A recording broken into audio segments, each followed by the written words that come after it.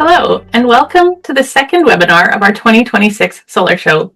Today's session is called Solar Ready Design. Please note that we have enabled closed captioning for this presentation. You can turn on the captioning in the toolbar at the bottom of your Zoom screen. We will also be recording this session and making it available on our website and YouTube channel following the show. My name is Stephanie Westland, and I'm the Education Lead at Solar Alberta. I would like to take a minute to acknowledge that I am hosting you today and working day to day from the place traditionally called Moginstis, also known as Calgary, Alberta. Calgary is located on the traditional territories of the Treaty 7 region in southern Alberta. This includes the Blackfoot Confederacy, made up of the Siksika, Piikani, and Kainai First Nations, the Eath-Castoni Nakota Nations, made up of the Chiniki, Bearspaw, and Goodstoney bands, and the Tsuut'ina First Nation. Calgary is also homeland to the historic Northwest Métis and to Métis Nation of Alberta, Region 3. To start, we'd like to thank Alberta Real Estate Foundation for sponsoring this session. We are so happy and grateful to have them as a sponsor. Today, we will be hearing from Jordan Clare and Heather McKenzie of Solar Alberta. Following the presentation, there will be a question and answer period in which you can all participate. The entire session will wrap up in about an hour and a half.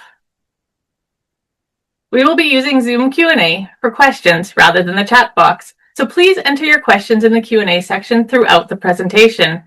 Also, there's a little thumbs up symbol to upvote questions that you like. Before we move forward, we are going to do a quick poll to get a sense of who we have joining us today. Please take a moment to answer the questions popping up on your screen now. And while some of you are doing the poll, I do encourage you to take a minute to pop your name and land acknowledgement and any other contact information you are comfortable sharing now and throughout the event so that others can look you up on LinkedIn or email you. It's a great way to form some new relationships.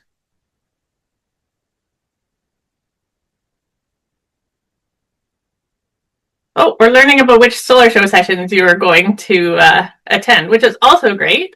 So it looks like a lot of you are joining us for several sessions, which is amazing.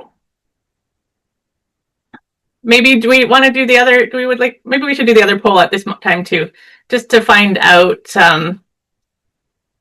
who you are and how we can help you today. Sorry about that.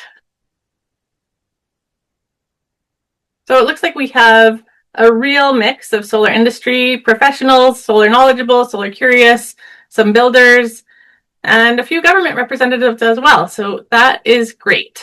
Now I'm going to turn and tell you a little bit about Solar Alberta. So Solar Alberta is now in its 35th year of operation. We are a not-for-profit society dedicated to accelerating Alberta's transition to a just and sustainable energy future. We do so by advocating, educating, and serving as an industry and community hub for solar energy. Our membership is made up of approximately 200 individuals and 140 businesses. We also have more than 34,000 followers. We provide a number of services, including managing a solar directory through our website. In this way, we act as a bridge for installers, suppliers, and other solar-related businesses to connect with their customers and clients. Our directory gets approximately 23,000 hits each year. You can see a link to it in the chat. After today's session, there are still 4 more webinars available as part of the 2026 Solar Show. There's still time to register for all of them, including the other free sessions, Optimizing Your Solar Array, and the State of Solar Farms in Alberta. We are also running 2 affordable industry-oriented workshops. Registration for all the upcoming solar shows sessions can be completed through the link in the chat. There is a 10% discount for members for the paid sessions.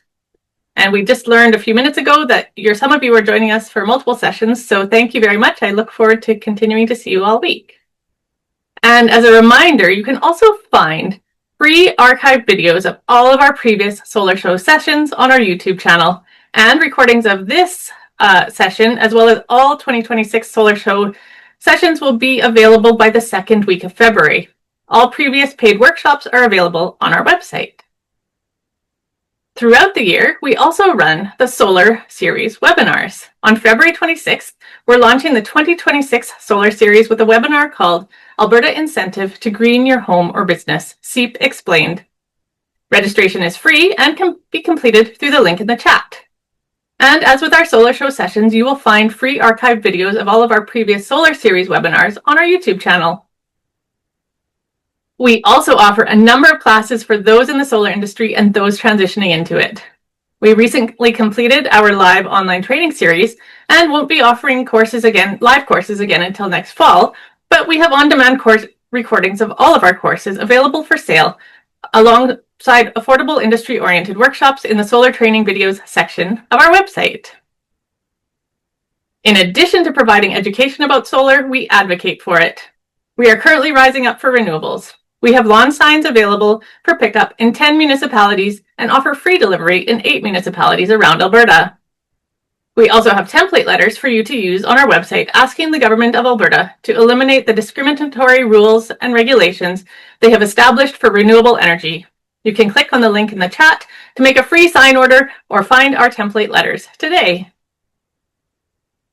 Solar Alberta's second annual golf tournament fundraiser will be held on June 8th, 2026 at the Inglewood Golf Club in Calgary.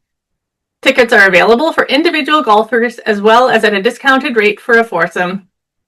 In addition, new for this year, even if you're not a golfer, you can still attend the meal at the golf club. We're looking for sponsors for this event. More details and a link to register are available in the chat. If you're not a Solar Alberta member, I encourage you to join. Individual memberships are typically $35, but are on sale this week for 20% off. They can be purchased at the link in the chat. If you're looking to support the work that we are doing at Solar Alberta in additional ways, please consider volunteering or donating. On the topic of volunteering, we have 4 positions coming available on our board of directors. These positions will be filled at the May 6th AGM. If you're interested in becoming part of Solar Alberta's board, use the link in the chat to apply by March 1st. Lastly, with your help, we are recognizing long-time dedicated contributors to solar in Alberta by gifting them a free lifetime Solar Alberta membership. If you know someone who has contributed significantly to solar in Alberta, please consider nominating them for this award. You can find the link in the chat for nomination. We will accept nominations until April 15th, and the award recipients will be announced at our AGM. A list of previous recipients can also be found on our website. I'd like to take this opportunity to thank the Alberta Real Estate Foundation for sponsoring today's webinar. We really couldn't offer all this amazing free content without the support of our sponsors. We're also always interested in developing more partnerships for our events. If you or your organization want to work with us to educate the public about solar or solar-related technologies, please don't hesitate to reach out. I will now turn the mic over to Maria Granados from the Alberta Real Estate Foundation to introduce the work that their foundation does, and then to introduce our speakers for the day. I look forward to chatting with all of you in the Q&A. Thank you, Stephanie.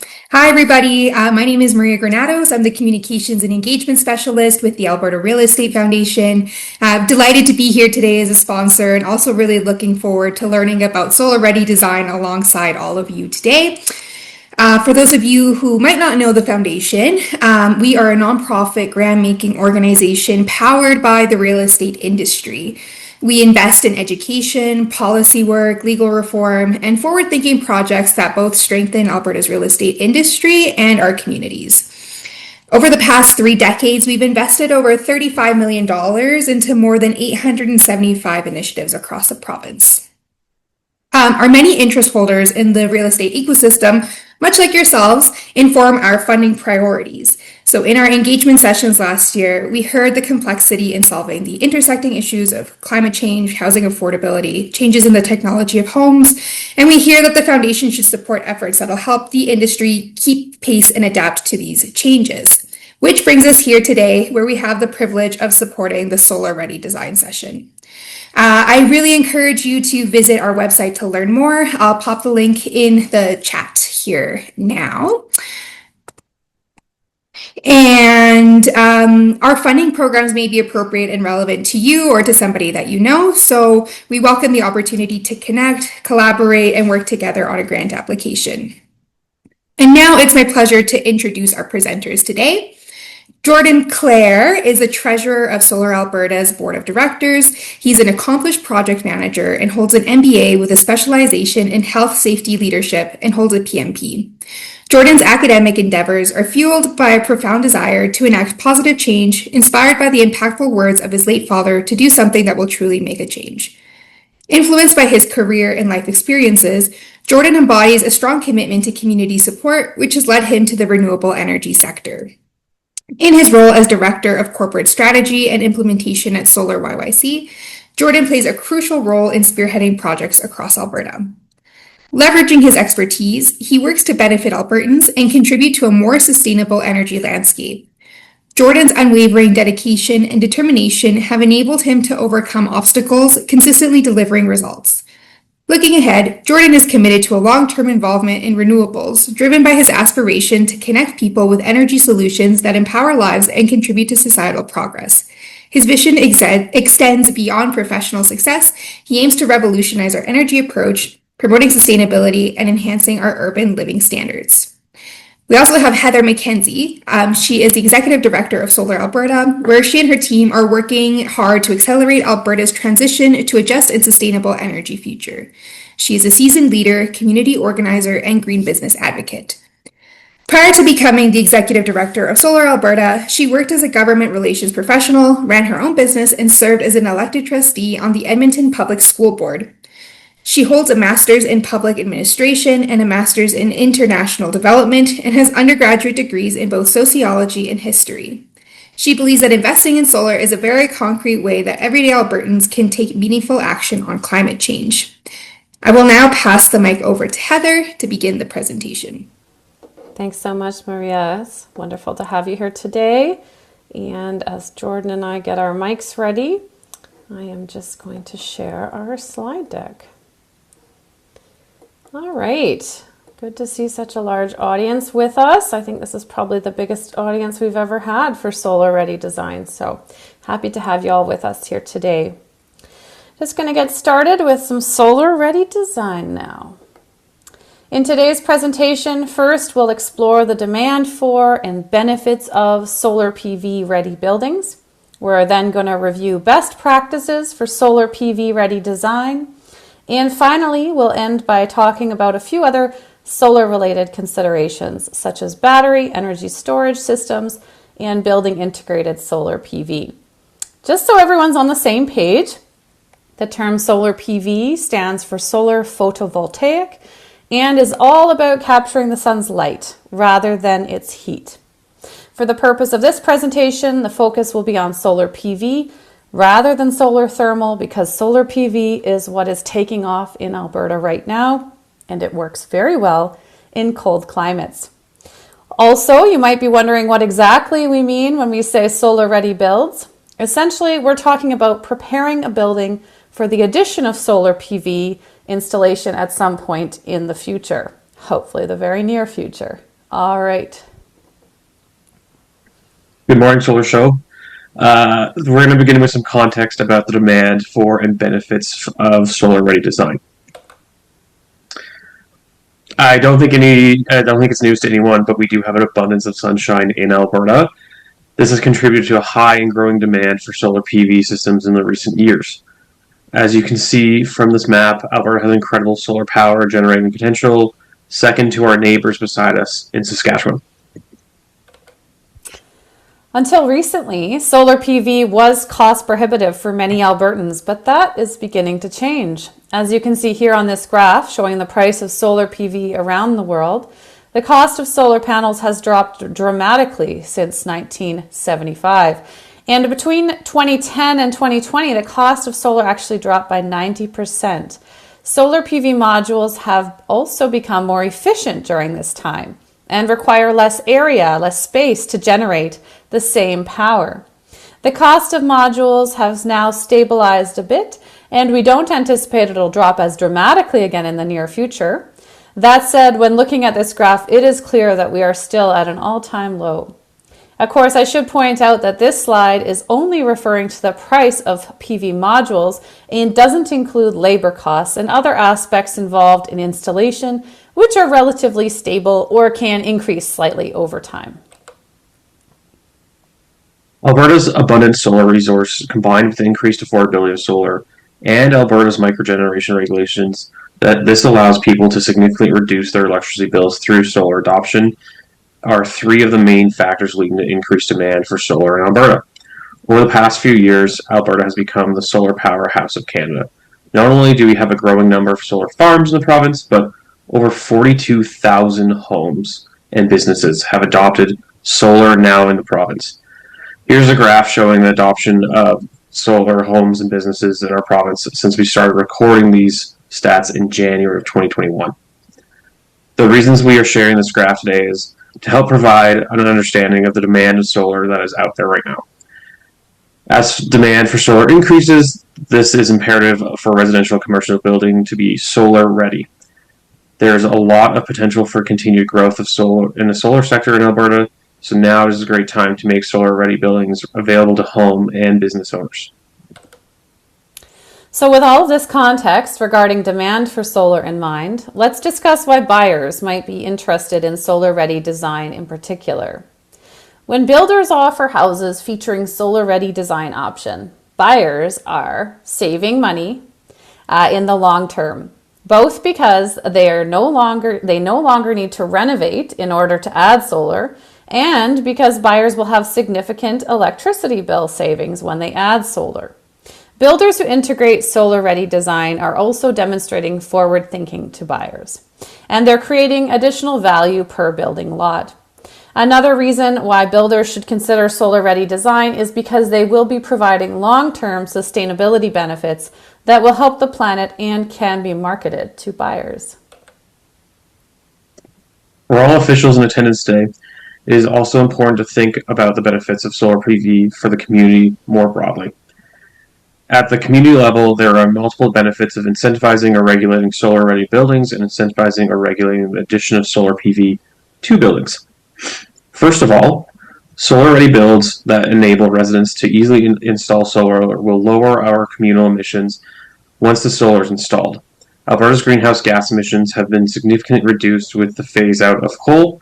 The next step is lowering the provincial's emissions is to introducing more renewable energy to our electricity grid, including solar. Encouraging more homeowners to think about and install solar through solar-ready buildings can also help us meet peak electricity demand in the summer, when folks are needing more air conditioning. There is a good seasonal alignment between solar production, which is peaks in the summer, and the demand for AC. Microgeneration also reduces demand on Alberta's transmission and distribution infrastructure. As the province electrifies vehicles, home heating, and other products, there will be more demand on the electrical grid and infrastructure. Local energy generation can help stretch those transmission and distribution resources further, practically, since the solar generation has a net benefit that goes beyond the building it's installed on. To further substantiate the last point Jordan was making, we just wanted to bring your attention to a relatively new report from Natural Resources Canada, NRCan, that focuses on the technical potential of rooftop PV systems across Canada.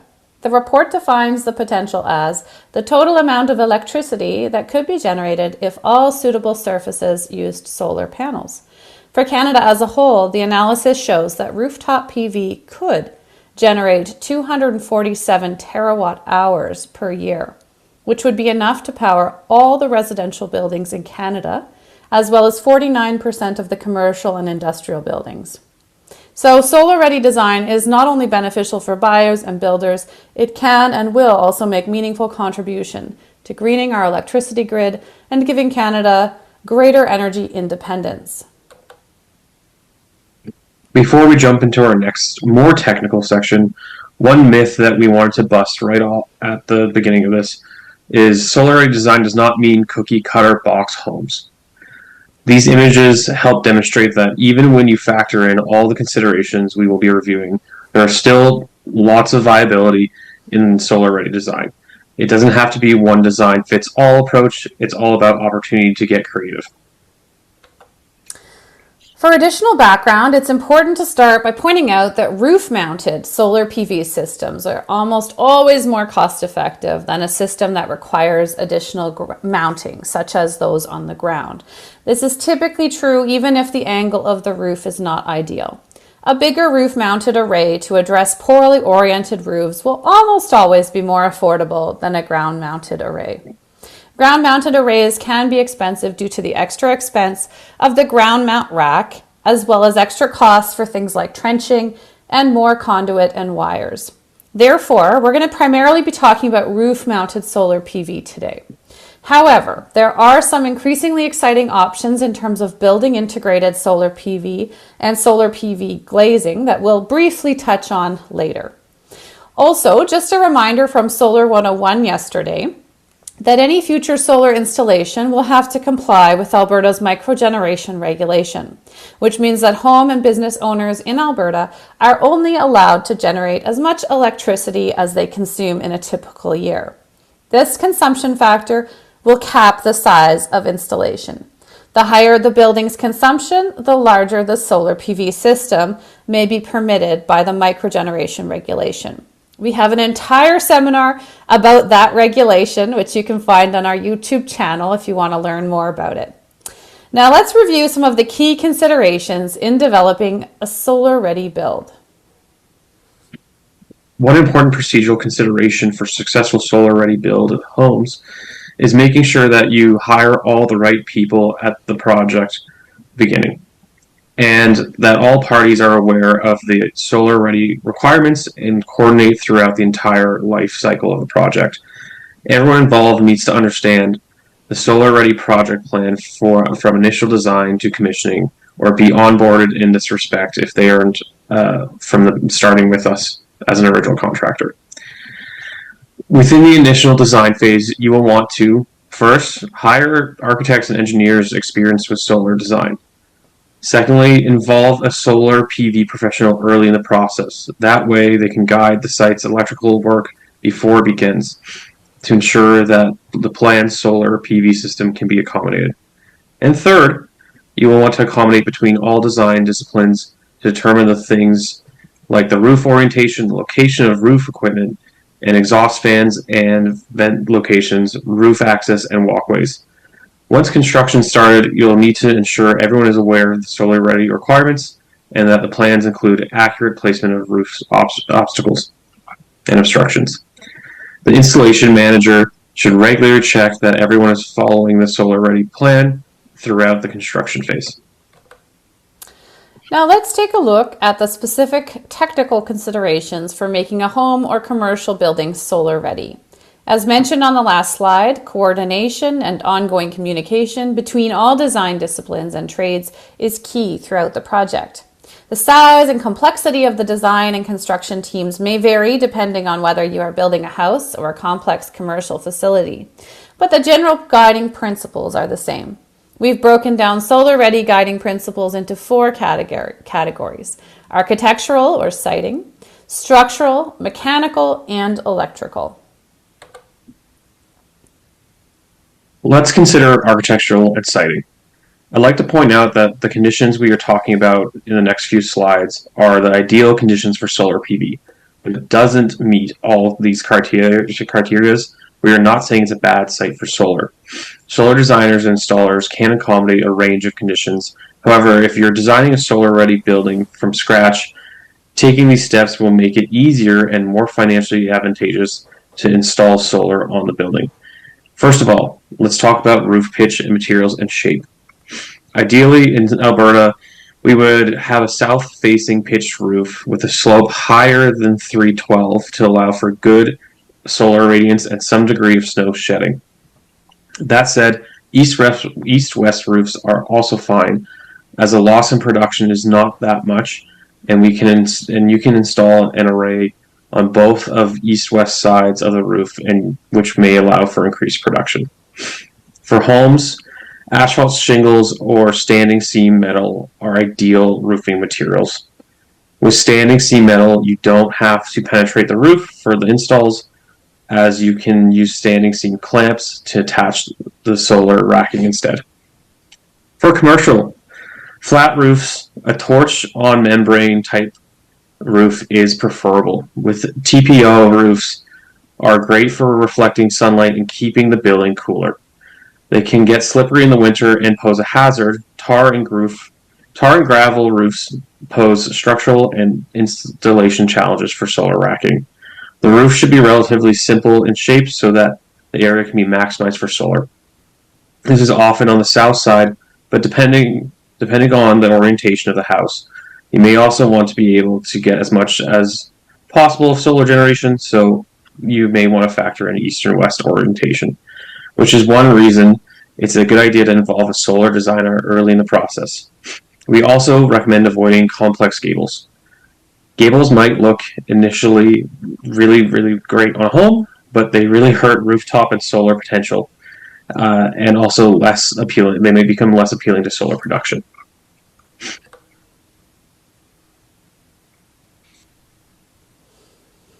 So for example, these two builds contrast how inefficient a roof with multiple faces or a gabled roof installation can be compared to a solar-ready build. On newer roofs, eliminating gables and creating a simple roof shape often allows for more modules to be installed, if permitted, and simplifies the installation process because the array needs less racking and wiring.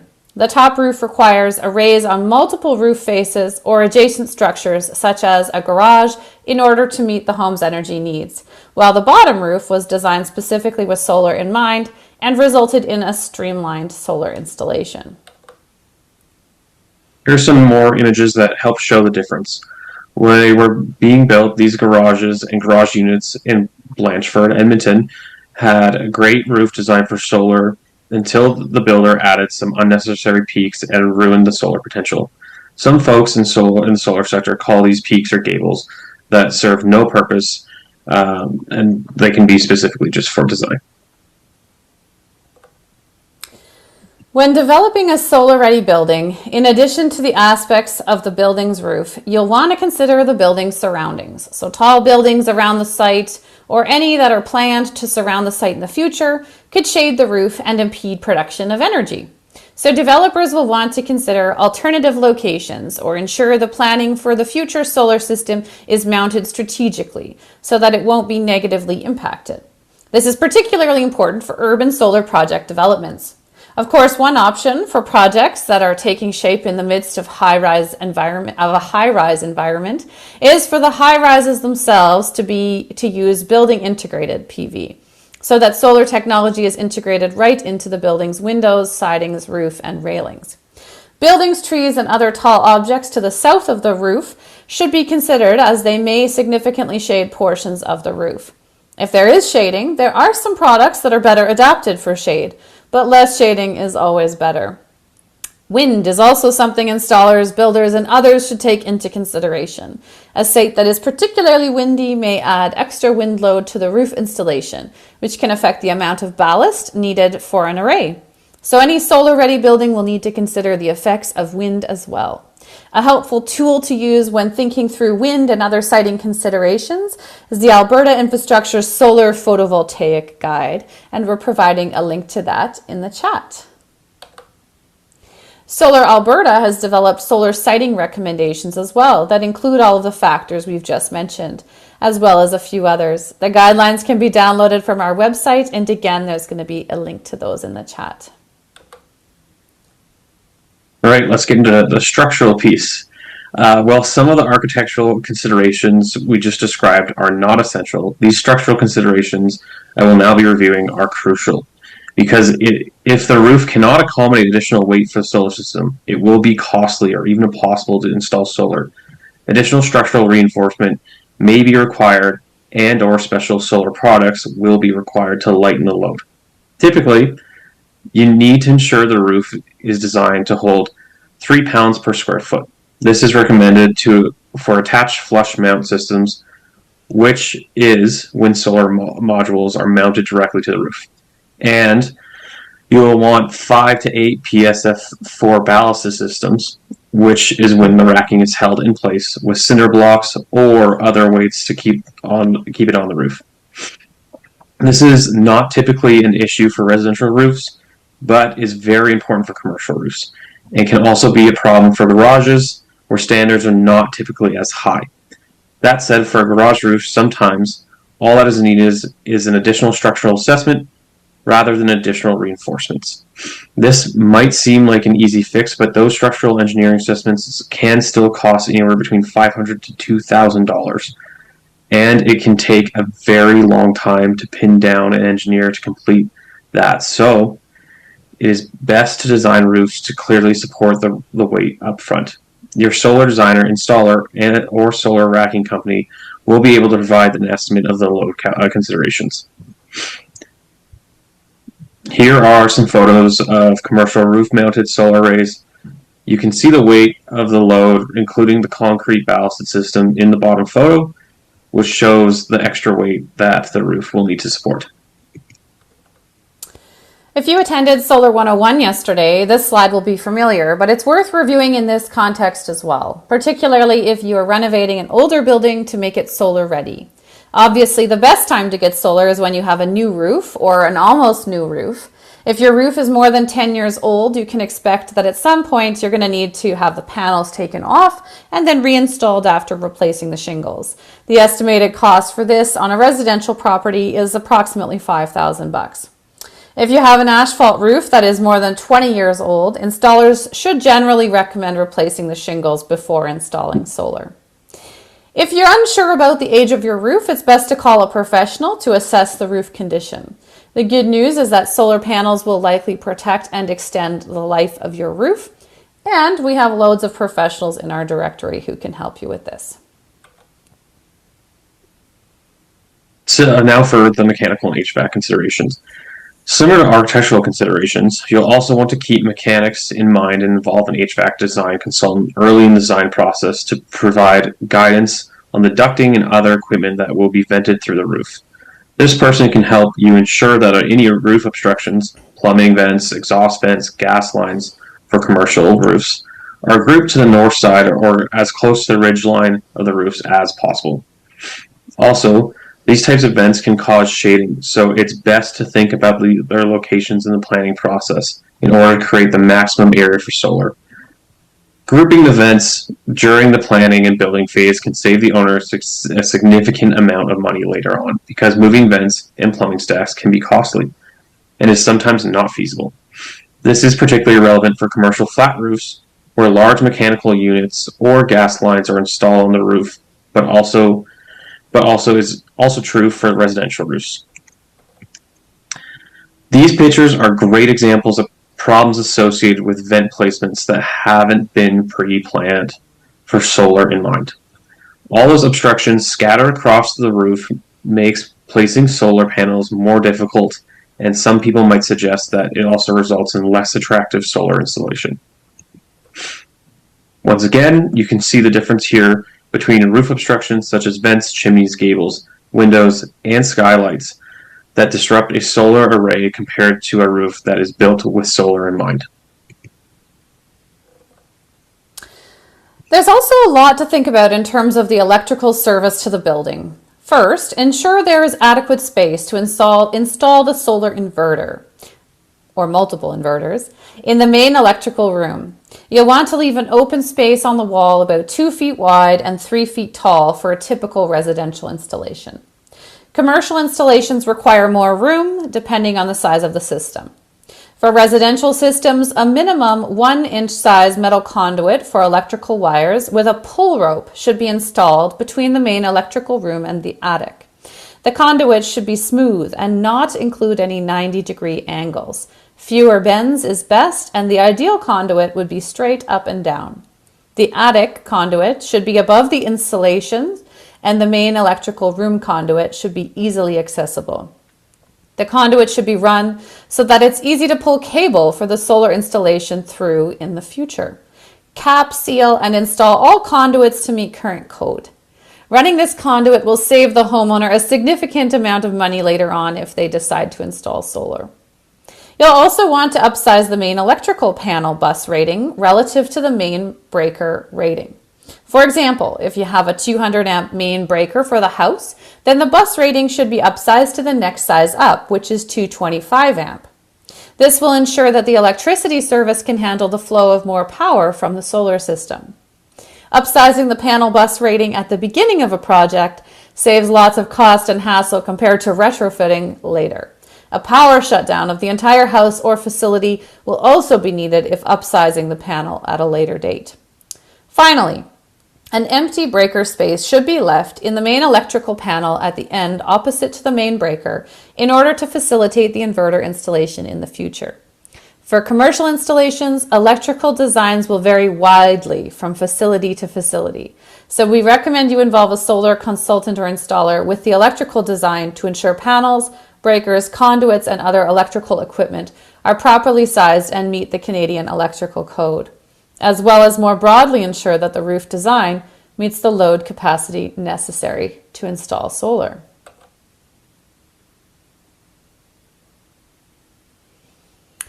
So once you've built a solar-ready home or building, how do you communicate that to a new buyer?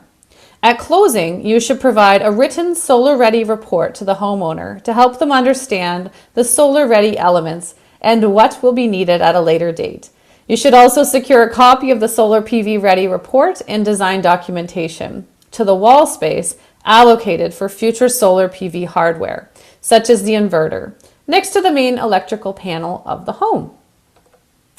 Now that we've discussed the core technical elements of making a building solar ready, it's important to know that this is just the beginning. We're going to spend a few minutes now talking about some of the other solar related considerations that you may want to think about when designing and constructing solar ready buildings. Well, all these solar ready design considerations are extremely important and can set folks up for an easily install after purchase. It is even better if builders go ahead and put solar on at the start of the project, rather than waiting for the buyer to take the initiative. We call this solar integrated design, and it often goes hand in hand with solar ready design. When a builder plans to put solar on prior to the home sale, the solar installer can help them think through all of the solar ready build considerations prior to investing time and money in a new build. Integrating solar at scale can result in saving through bulk ordering and allow for the margin to be priced into the purchase. That is, as a builder, you should make money on the sale of the solar, which is included. In the US, homes with solar are selling for about 4% more than the comparable homes without solar. It's an eye-catching addition that will help those homes stand out. By incorporating the solar into the price of the home, it can also be easier for the new homeowners to finance their solar installation. It helps them avoid having to put this in place for financing in the future or later date, in addition to their mortgage. Having a partnership or good working relationship with a solar installer from the beginning of all the projects gives the buyers the benefit of a one-stop shop. A number of builders are already working together with solar installers to provide green turnkey products for Albertans, and this trend is seeming to continue.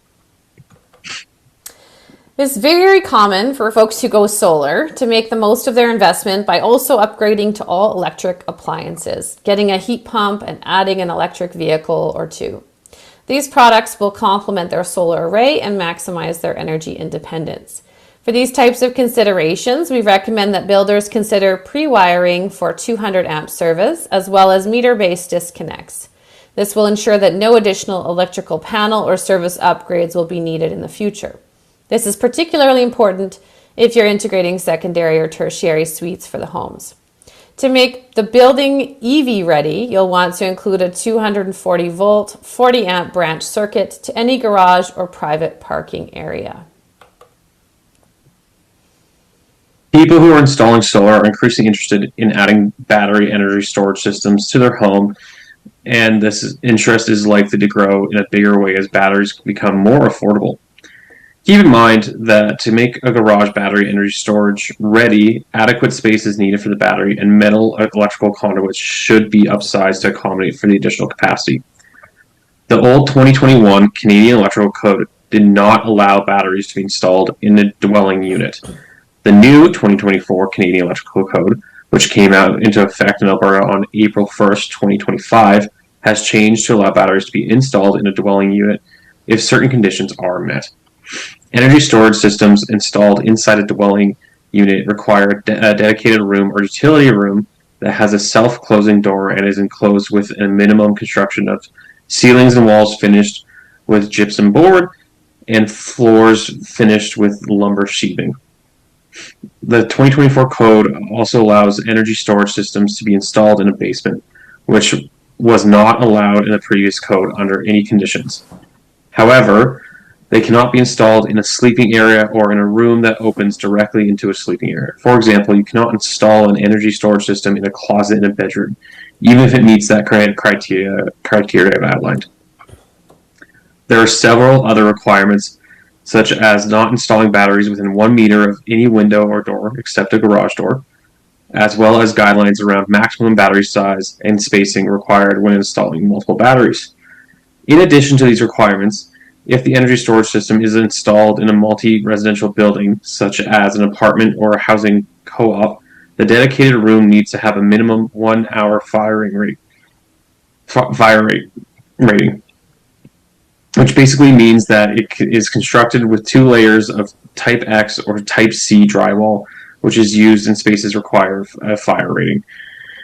Thank you to our course instructor, Eric Smiley, for alerting us to these new rules that have changed.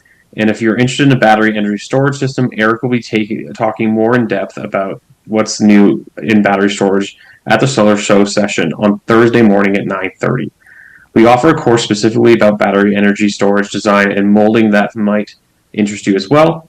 If you are designing a solar-ready building that includes space for an energy storage system, please review the 2024 electrical code and requirements to ensure your design meets or exceeds the guidelines. And of course, we'd be remiss if we did not mention something we've already touched on briefly earlier. It is now possible to purchase building supplies such as roofing, siding, windows, railings, and awnings that have solar PV integrated directly into them.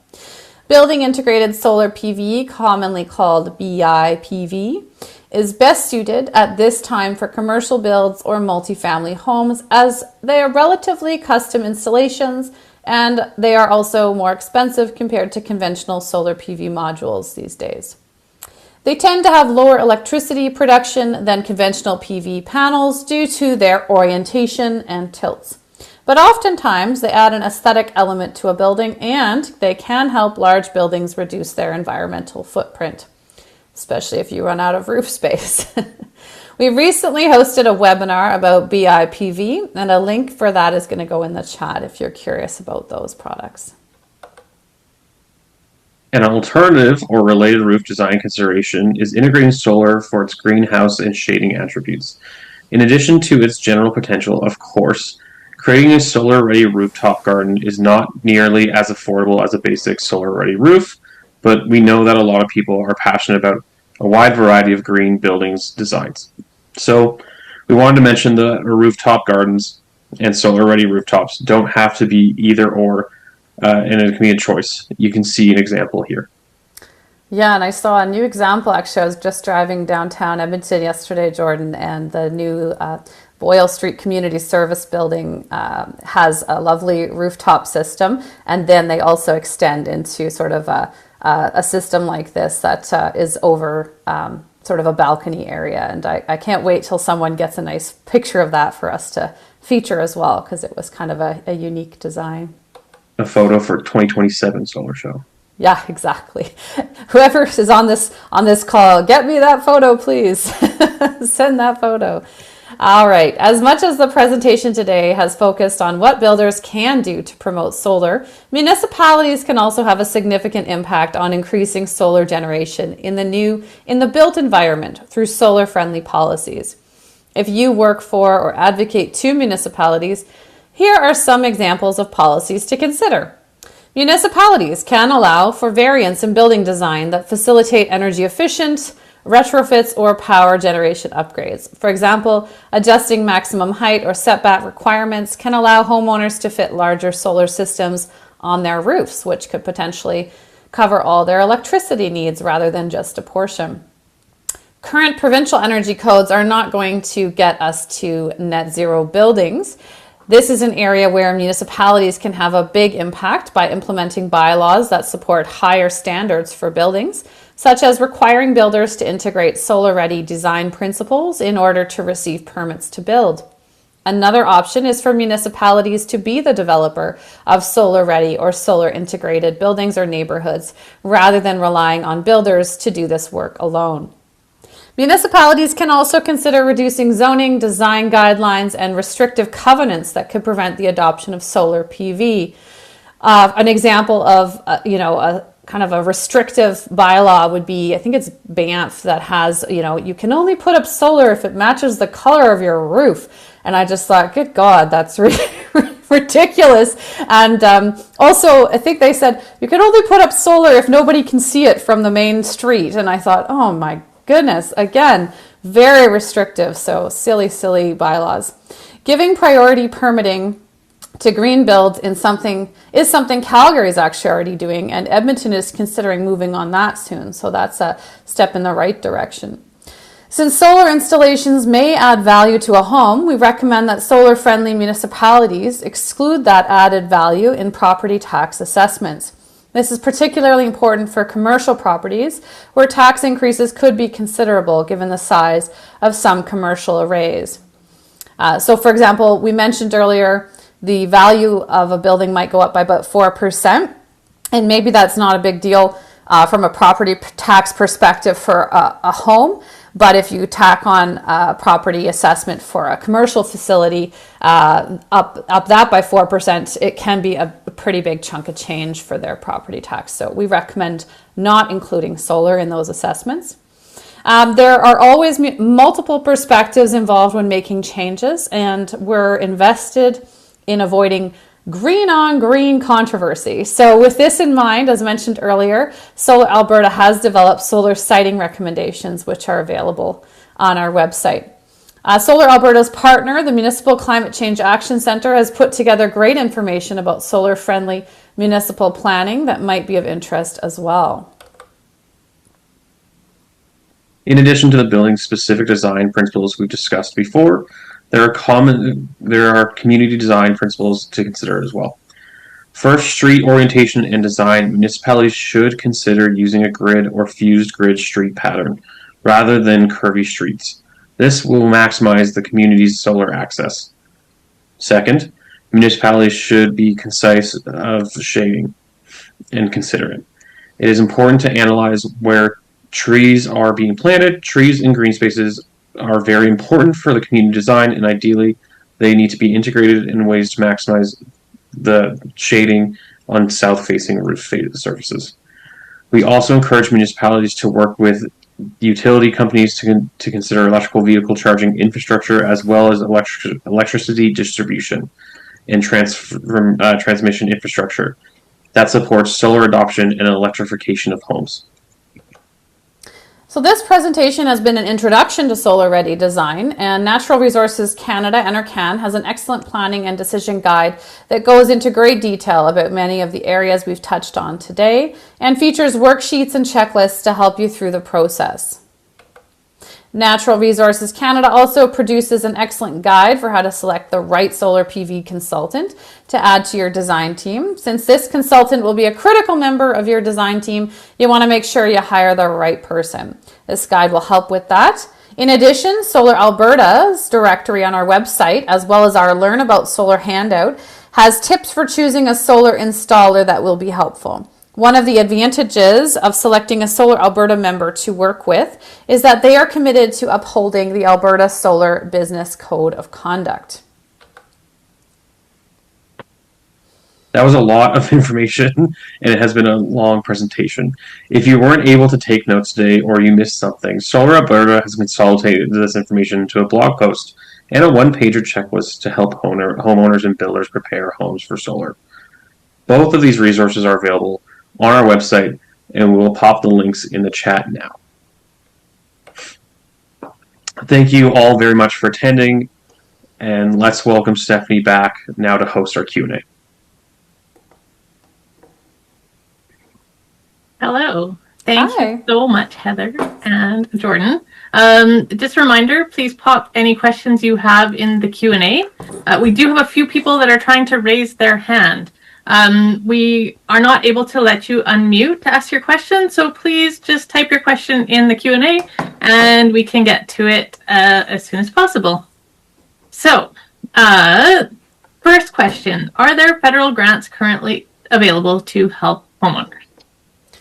So unfortunately, the Canada Greener Homes program, which was the federal government program for homeowners, that has come to an end. So there are no federal supports available for residents at this time.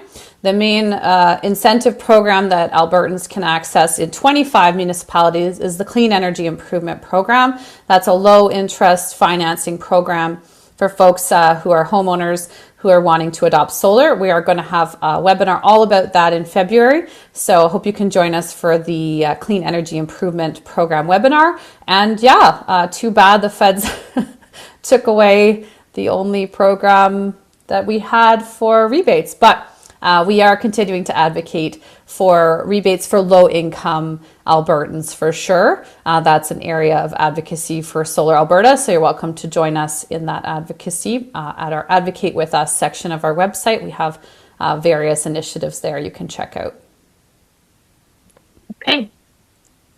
There's another question about in the discussion of solar-ready municipalities, the person says, it was my understanding that in Alberta, municipalities are not required to mandate more, or no, sorry, not allowed to mandate more stringent energy code requirements for new construction than the tier that is currently adopted provincially. Is that correct? That is correct. Originally, I guess about 2 years ago, Edmonton and Calgary were going to be allowed to do that.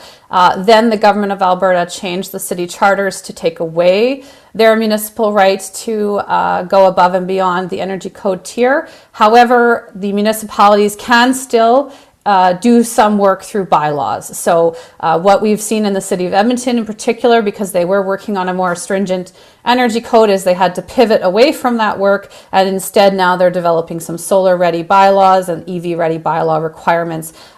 It's not ideal because of course everybody would prefer to work in a technology neutral manner, but unfortunately the government of Alberta has taken away that right. So one of the things Solar Alberta is advocating for is actually not just for Edmonton and Calgary, but we'd love all municipalities to be empowered to adopt energy code that is above the provincial mandate. So that's something that we've been advocating on, but in the meantime, we're pushing hard for solar-ready bylaws because it's kind of the low-hanging fruit that's still left over after the government took away all the municipal power.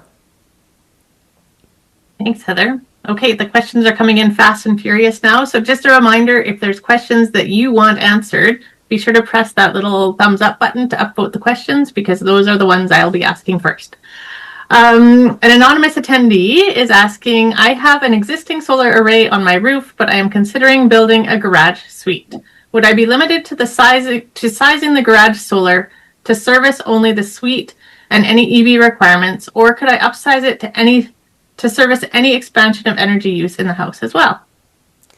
So my understanding, Jordan, is that sizing it pertains to the meter. And so basically you can only have as much on the site as you're using on that meter. So if the garage suite is on the same meter as the home, then you would look at sort of the cumulative energy over the previous year. And if you can accommodate a larger size because you're using more with both the suite and the home, then you can use both the home and the suite to kind of address both. I think it's related to the meter. Is that your understanding as well, Jordan? Kind of. So overall consumption in the home, it will be related to the meter.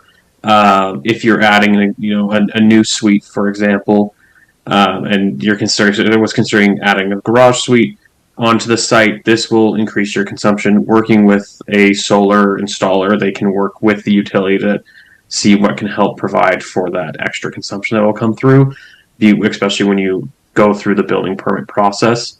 And making sure that you've done this properly.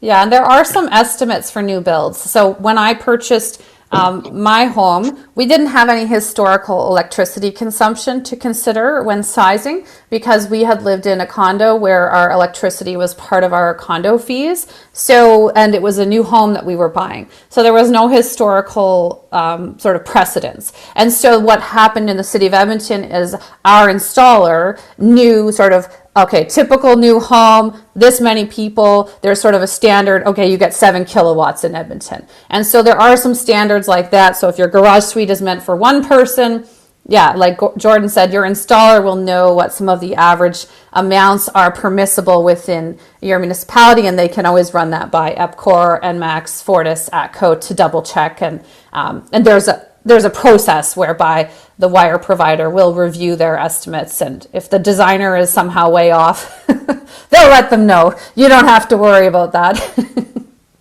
Yeah, you will have that representative to speak kind of on your behalf to figure out what's the best place for your projects if you're adding something new to your home. Mm-hmm. Super. Okay. Cameron would like to know, does Calgary or Edmonton increase property taxes with houses that put on solar?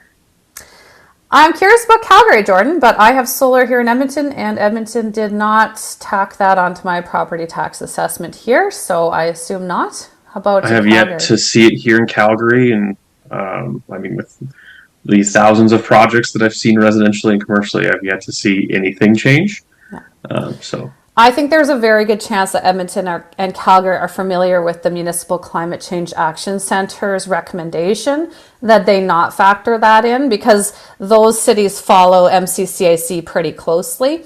Where you might have more issues is in municipalities with smaller administrations where they may not be as familiar with MCCAC. They may not have as many staff reading best practices. And so you might have to educate those staff if there's an issue in a smaller municipality. But yeah, it seems pretty fine here residentially in the big cities. Yes, as someone who lives in Calgary and has had solar since 2021, I haven't seen a change in my property taxes related to solar. So yeah, it does make it a little harder. You know how in the US they have research showing that, buildings with solar sell for 4% more approximately. It's harder to make that argument here because we're busy asking our municipalities not to charge us, right? So because they're not inflating your property tax assessment, which is so nice in the short term, it does mean it's a little harder to make that argument to your realtors and whatnot in the long term, because they're going to be looking at what the city is saying as well. So it's kind of a catch-22, as with any property tax issue. You never want your property tax to go up when you're not moving, and then as soon as you're moving, you wish it was showing higher value for your home. So we're all having that conversation right now around my neighborhood. I know anyone not moving wants the city to drop their assessment. Anyone thinking of moving wants them to leave it up high. no. So Deanna says, I live in a bungalow condo community and the condo board is not solar positive because there might be repairs on the roof. Can you direct me to resources to advocate to the condo board, please? So we do have a webinar from last year's solar show that is all about sort of that apartment or condo situation and getting the condo board on side. Some of our installers are fairly adept at helping you discuss things with condo boards. Some of them work in that area more than others. I will say what I've heard, where I've heard some folks who have had success, is they'll say something like, let's adjust the condo board docs so that it says when we need to fix roofs, it is the cost of deinstalling and reinstalling any solar arrays will be put on the individual unit owner. And so if you can add something like that, then it can relieve any concerns they might have around how to fix the roof later. So I've heard about little additions like that can be very comforting to condo boards that are nervous about how to fix the roof later, because the main cost, of course, is deinstalling and then installing, and they just don't want to be saddled with that bill. So if you are willing to take that risk on their behalf and have that put in your condo docs, that might alleviate their concern. And many solar installers that have been around for a while will be willing to come and advocate for you as well too, and come talk with your condo board if you reach out to them. We do have a request for quote system on our website. And so if you're worried, like, well, which installers would be willing to do that? If you fill out our request for quote system, then the installers who are willing to do that will be the ones to reach out to you. Or you can just call through them all, and hopefully some of them will be willing to. But yeah, like Jordan said, the ones who have been around for a while are kind of used to having to make that pitch to condo boards with you. Okay, this person, apologize, I'm not going to be able to say your name. This person has a cottage using off-grid solar power. And they're asking about if they add extra solar, can I add extra solar panels that don't have a CSA certificate? All solar panels that are inspected and permitted do require CSA approval. And if you're this is an off-grid system, so you wouldn't be working with utility, but if you are doing any connections to your grid as well too, any utility will require a CSA as well too. Yeah, I was going to say, like, you might not have to, like you said, Jordan, you're not necessarily working with your utility in an off-grid scenario, but you still live within a county or a municipality or something. There's still going to be some rules there, so you need to double check all that stuff with your county or municipality. Because they will have, I mean, I don't know about you guys, but in Edmonton, even if you put like a fixture on your house for your cat to hang out in, like a cat balcony, you have to go through the municipality to get permission for that sort of thing. So anyways, there's definitely conversations to be had, just like you said, Jordan, with off-grid, you're not having that conversation with the utility, you're going to have it with your municipality or county. Okay, thanks, Heather. So Khalil is asking, to prepare for EV or heat pump in the future, could we oversize the capacity? Short answer, only if you have a bill of sale for an EV. If you have a bill of sale for an EV, most of the wire providers will let you factor that in. If you don't have a bill of sale, no. If you're getting a heat pump, it'll depend on whether you have an auxiliary system or not. So if you have a heat pump only and you have a bill of sale, sure. If you have a heat pump and an auxiliary natural gas furnace, then most of the wire providers will either need evidence that your home is energy efficient enough that you're not using your natural gas furnace, or they'll need a full year of proof that you're using your heat pump. So we actually have a blog post about the heat pump situation because it's very confusing and a little different depending on whether where you're at in the province, which utility you're working with. But yeah, they're definitely going to want proof, and that's because of the microgeneration regulation. It's not that they're just being mean to you. They are actually responsible for carrying out the microgeneration regulation, which requires sort of evidence of your consumption of electricity in the past. Anything to add there, Jordan? No, you kind of hit the nail on the head with that specifically. I will say again, this is when it comes to your solar installer, work with them. They can really make it work. Obviously, Solar Alberta always says get multiple quotes, but as you do kind of go down that path, that someone who has the relationships with the utilities can advocate for you and work through that microgen application. You will need the bill of sale, or they might even request insurance for the vehicle specifically. And then I've also seen heat pumps. They want actual photos of it inside your home installed, along with the bill of sale as well too. Interesting. Okay, thanks, Jordan and Heather. Rob is wondering about Solar Alberta's advocacy, and specifically, does Solar Alberta do any advocating to governments and municipalities to reduce red tape, fees, taxation of PV systems, and electrical codes?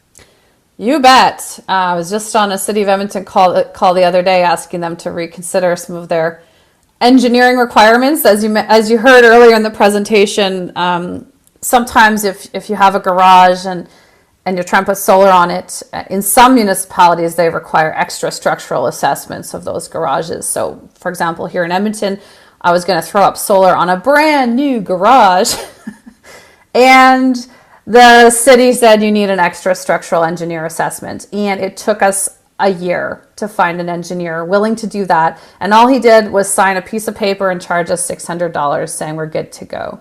So that is a requirement in Edmonton that is different from some of the other municipalities, and it is absolutely red tape. I think I heard one of our installers say that they've had to do that for like 3,000 homes, and adjustments on the garage were only needed in like 2 instances or something. And so it was kind of like, not sure if that's the best bang for your red tape buck. But that is municipality specific. So we do a little bit of advocacy depending on what we've heard from different municipalities on their specific red tape.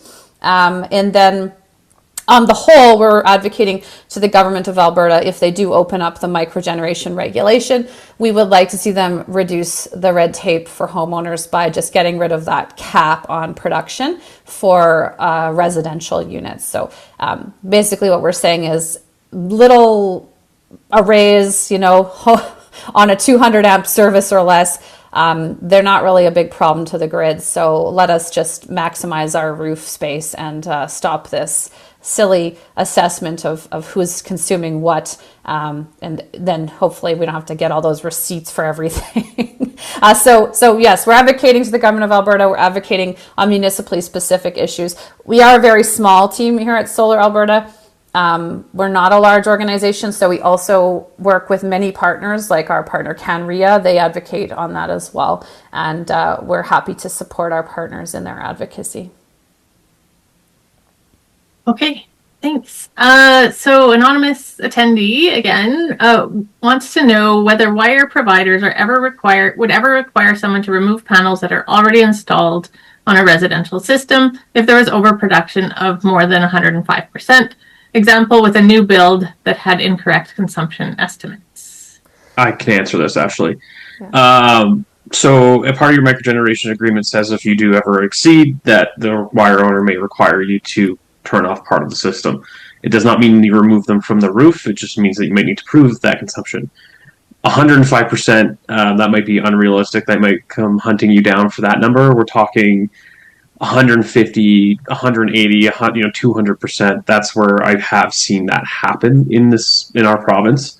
But 105, that can change year over year depending on what the weather's like. If we're really sunny in March or a different month. So I wouldn't be too concerned about 105%. But if you're overproducing a ton, they might come knocking on that end. I think their main concern would be, was there some type of fraudulent assessment done? They'd be, if you are earnest in your initial assessment, they're not coming hunting for you. If you are doing something that seems fraudulent to them, especially if you're a commercial facility, I think then they might have a second conversation with you. I certainly have not heard of that happening. So it's good to hear, Jordan, that if someone's overproducing like 200%, you've heard it.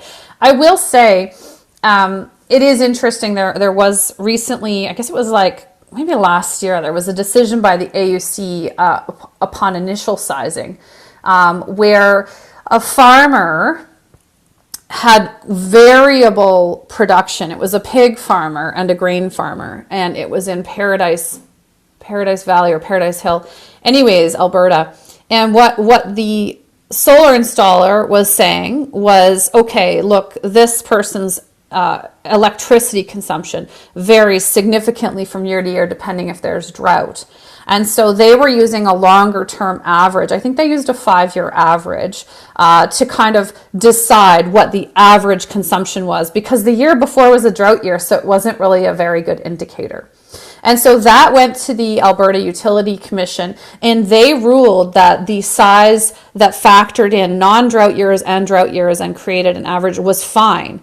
And so actually, they were allowed to install a system that was quite large compared to their previous year's consumption, because it was based on this concept that, farms fluctuate dramatically. So in that instance, on a drought year, that farm might actually be producing 200%, but on a non-drought year, it might be underproducing.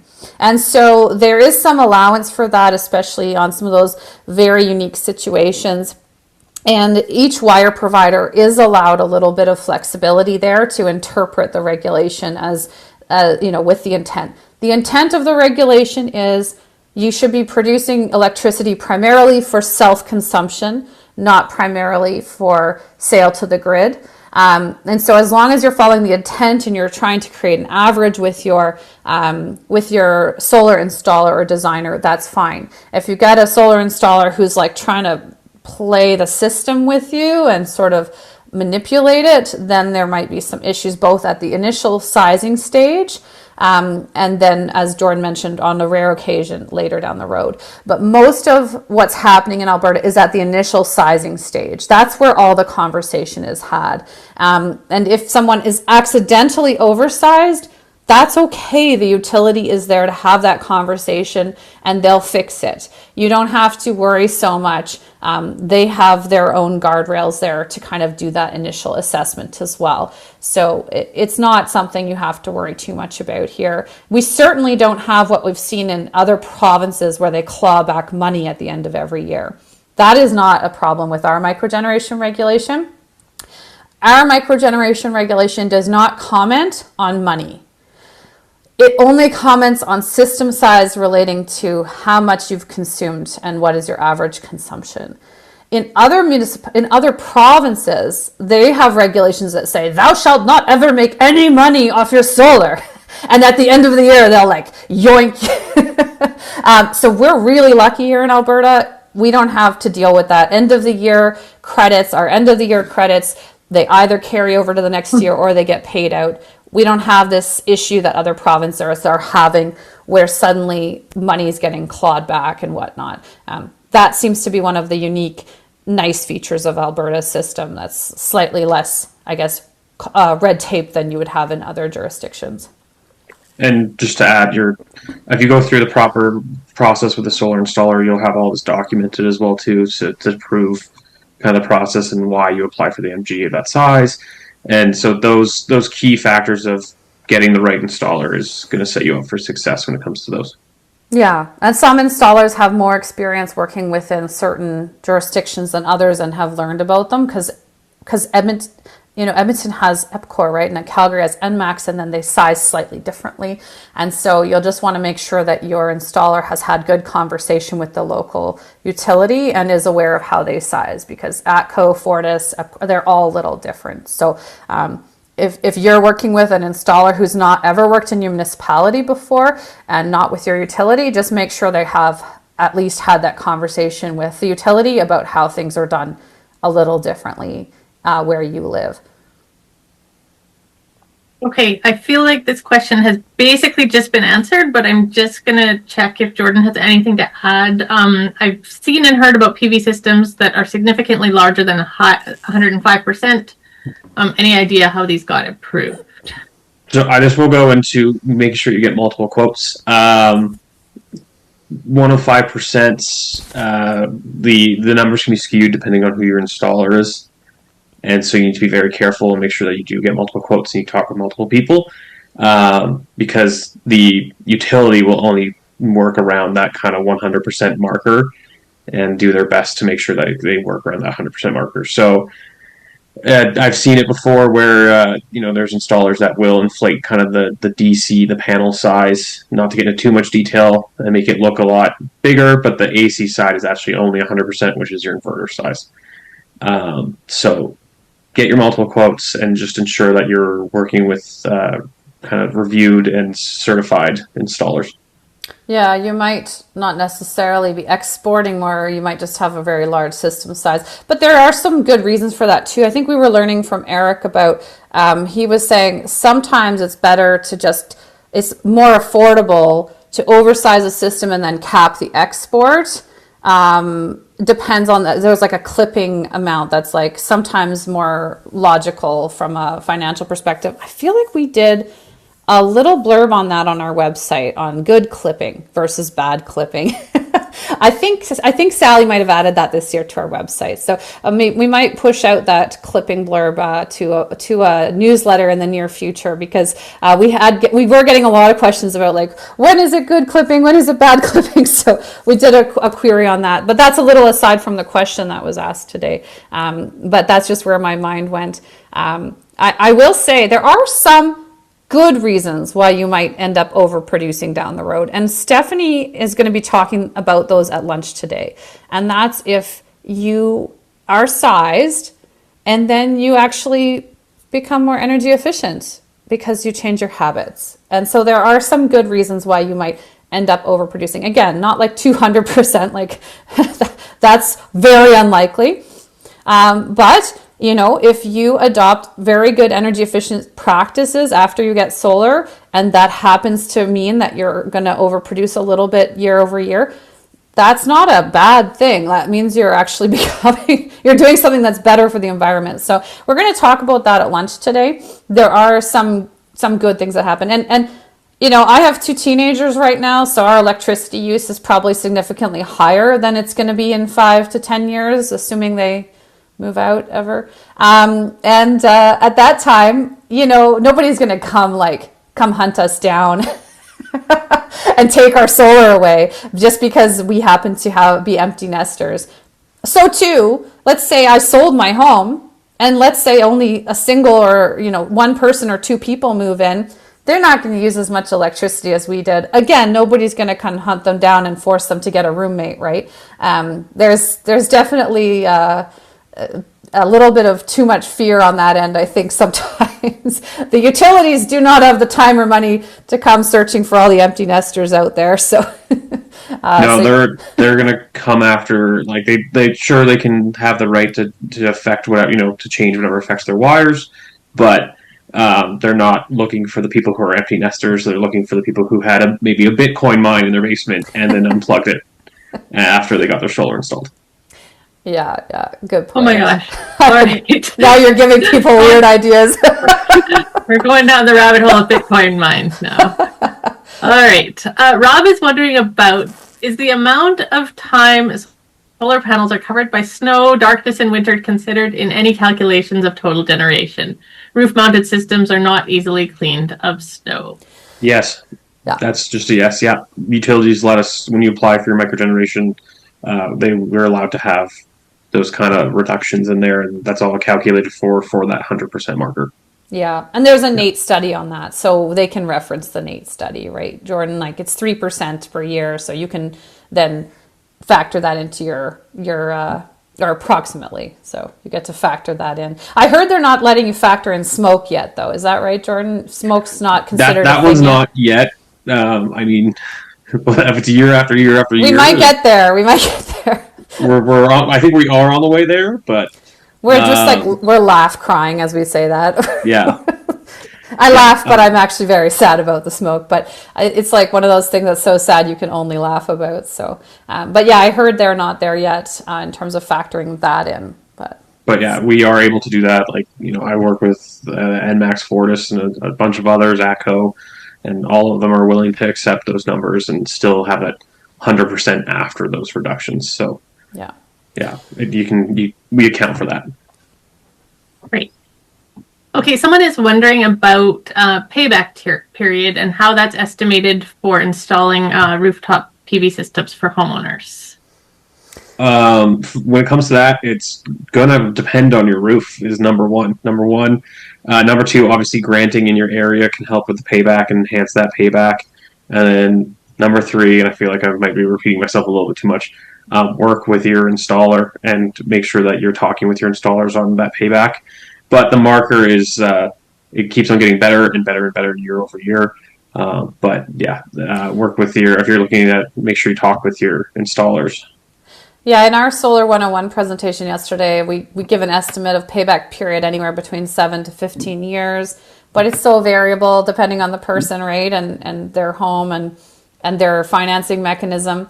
If you're paying high interest, it's probably going to take longer to pay back than if you manage to snag one of those Canada Greener Home 0% interest loans before they took them away. So that's a pretty big difference there. And I've seen commonly like 4 to 7 with clients that I've worked with, depending on their roof, and commercially, I've even seen 2, depending on incentives with co-partners as well too. So, Jordan, are you allowed to tell the story about the car? No, not yet. Okay, next solar show. Hopefully. That one might pay itself off real quick, though, eh? Yeah. There might be some record-breaking payback periods coming in the near future that we'll report on, because we got very excited to hear about that. But yeah, if your installer that you're getting a quote from doesn't give you an estimate on payback period, like, that's pretty weird. So when you're getting your 3 quotes, they should be giving you a bit of an estimate on payback based on your particular roof, your particular financing mechanisms, all that. There's also the calculator, actually. The Municipal Climate Change Action Center has a cost calculator. If you really want to nerd out and calculate your own potential payback period, I wonder if one of our staff could find the MCCAC Alberta solar calculator, and people who are super nerdy can go and try and crunch their own numbers just to see what their own payback time would be. Again, it's going to depend, like Jordan said, on your roof, your financing mechanisms, and your usage, and all these different factors. And it'll differ from, where you live in Alberta too, I imagine. I heard that here in Edmonton, it takes slightly longer to pay it back than Calgary, just because you guys are a little bit further south. Yeah, it can depend. I've had some Edmonton ones look pretty good, and then I've also had some Calgary ones where, ironically, we had a short story. 2 brothers approached us, basically lived in the same cul-de-sac, both excited, and one was on the north end of the cul-de-sac and one's on the south end, and it's like they're both like, oh, this is great, and it's like, well, one of you, yes, for the other of you, you have a lot of north roof. Oh, that's so tragic. That goes back to our slide about cul-de-sacs and how horrible they are. The horrors of cul-de-sacs. Jordan, we might need to interview those 2 brothers for a blog post sometime to discuss, just to prove to city planners how horrible cul-de-sacs are for solar. All right. We're coming back to the question about CSA approval. So same person, different question. Based on my previous question, can I use an energy storage system that doesn't have CSA in this off-grid cottage, or in any off-grid scenario like RV, yachting, camping?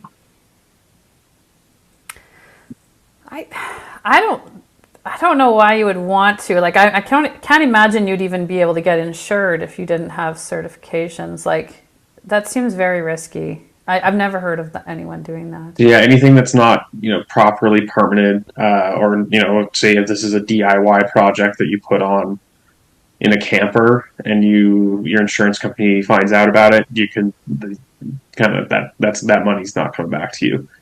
It would also be scary. I'd be scared with batteries too, just because some of them. You got to be really careful. Again, so there are solar installers in the area that will be willing to kind of work on these special ideas and work with you on these concepts, because it's not just about roofs and commercial spaces. There's other areas that we can put solar on, and we're happy to work with you. So I would consult some people either in your area or in the province and see if they're willing to work with you on the project. Obviously, that may make costs a little bit higher, but it may be more worth it to come up with a good plan. Yeah, we do actually, in our directory, there are a number of solar installers who have checked off-grid as one of the things they're willing to help with. And they've also checked off battery installation as something that they have expertise in. So I'd really recommend checking with one of them on that, because they'll know what's legal and what's safe. And only like 1%, I think, of solar installations in the province are off-grid right now. So that's why you need to check the directory to see who actually has some expertise in that, because not everybody does, just because it's so rare. Okay, we're getting to the end here. There's someone is asking the question, so changes can only be built after the fact. And I'm thinking that this question goes maybe back. The person could, if you're still here, add some more detail in the chat or in the Q&A. But I think it's going back to when we were talking about the person adding the garage suite and adding additional panels. Oh, so no, they can go up front if there's an estimate for it. So like if it's a garage suite and you're wanting to add solar. Oh, I see what they're saying. If you don't have evidence that you've purchased a garage suite, no, you can't. Yeah, okay. So yeah, you can't put solar on for a garage suite if you have no evidence that you've purchased a garage suite. Just like an electric vehicle, the utility will need evidence that you have purchased this and that you have an agreement with a company and you've got some down payment, you got some money in the game. You know, it's there's going to have to be proof. But if you have proof that you're building, like if a builder is putting up a home and a garage suite, and they have proof that they're doing this and they have permission from the municipality to do this and all this stuff, like, you know, they can factor that in if there's evidence. That's my understanding, Jordan. As long as there's evidence of future usage, there should be should be some accommodation. It's easier, obviously, for EVs when it's like we need the ownership insurance or proof of purchase, and same with like heat pumps. Suites can be a little bit more difficult. It will depend on the utility on what they're going to ask for. So in Calgary here recently, I've had a project that NMAX in particular wanted the building permit closed before they consider it for microgeneration. So they wanted it built and closed. No one had to be living in there, but they wanted to ensure that it was up to spec. And then they said to the homeowner, okay, then we'll accept an estimate for the approved consumption. Okay. Yeah. We might need to do a blog on suites if it differs from utility to utility. It does. That seems like a good blog topic for us to explore this year, because sounds like it's a little more complicated than EVs, akin not necessarily to heat pumps, but at least different enough that it would warrant exploration with the different wire providers. Thank you. Okay, and we have one last question that's kind of stumped me. But I'm going to read it anyway, and if you can weigh in if you have an opinion, I suppose. So Jay is saying, if I have one panel in my patio door, is it okay to use half of the panel, as I cannot use the full panel, less power, but no choice? If you have one panel, yeah, I'm not sure that I understand that. I think we would probably need more information to answer that question. I'll need more context on that one too. Yeah. So I think maybe best to reach out. Yeah, just email us sometime. Or also just maybe email, like if they had a solar installer that installed their panel, that might be, it might be really a question for an installer. Yeah. Sorry that I don't quite understand it. All right. Well, we actually today made it through our whole list of questions with 3 minutes left. That's amazing. So if there's anybody out there that has a last minute question, type really fast. But otherwise, I am so grateful to Heather and Jordan for their time today, and to the Alberta Real Estate Foundation for sponsoring today's session. We really couldn't do the work that we do without the support of our sponsors. So thank you to them. And thank you to all of you who attended. And a recording of this session will be available hopefully by the end of next week. You'll get an email, and you can also watch our YouTube channel for that to show up there. So thanks, everyone. Thank you. Have a good day. See you all at noon, hopefully. Thank you.